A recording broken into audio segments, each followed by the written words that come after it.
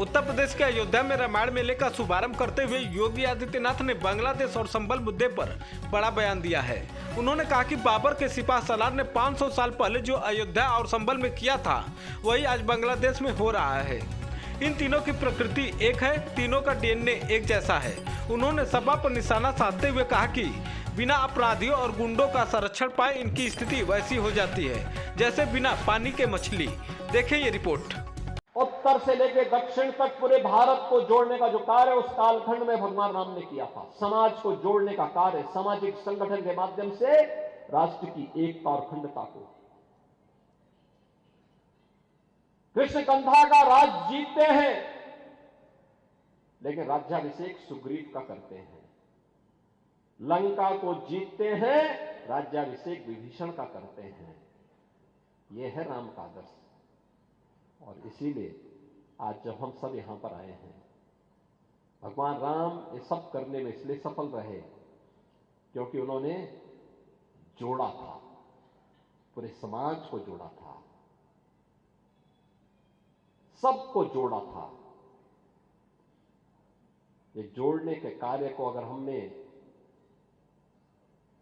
महत्व दिया होता, सामाजिक विद्वेष को आगे बढ़ाने और समाज को तोड़ने की, समाज के दुश्मनों की रणनीति को सफल नहीं होने देते, ये देश कभी गुलाम नहीं होता। हमारे तीर्थ अपवित्र नहीं होते। चंद मुट्ठी भर आक्रांता आकर के भारत को पद्दलित करने का दुस्साहस नहीं कर पाते। भारत के वीर योद्धाओं ने रौंद डालते, लेकिन हमारी आपसी एकता में बाधा पैदा करने वाले लोग वे सफल रहे। और उन्हीं के जो जीन्स है वे आज भी हैं, जो जाति के नाम पर राजनीति करके सामाजिक ताने बाने को छिन्न भिन्न करने का प्रयास कर रहे हैं। दुश्मन बगल के देश में किस प्रकार का कृत्य कर रहे हैं, याद रखना। किसी को अगर गलतफहमी हो, 500 वर्ष पहले बाबर के एक सिपह सालार ने जो काम अयोध्या में किया था, जो काम संभल में किया था, और जो काम आज बांग्लादेश के अंदर हो रहा है, तीनों की प्रकृति, तीनों का डीएनए एक जैसा है। गलतफहमी में मत रहना। अगर कोई ये मानता है कि वो बांग्लादेश में हो रहा है, तो यहां भी बांटने वाले तत्व उनके लिए बेट बन करके खड़े हो रखे हैं, पहले से खड़े हैं। वे समाज के सामाजिक ताने बाने को छिन्न भिन्न कर रहे हैं, सामाजिक एकता को तोड़ करके,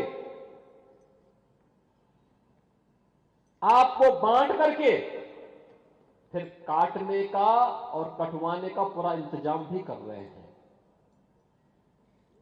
ये बांटने वाले लोग, बहुत सारे लोग तो ऐसे हैं जिन्होंने दुनिया के तमाम देशों में प्रॉपर्टी खरीद करके रखी हुई है।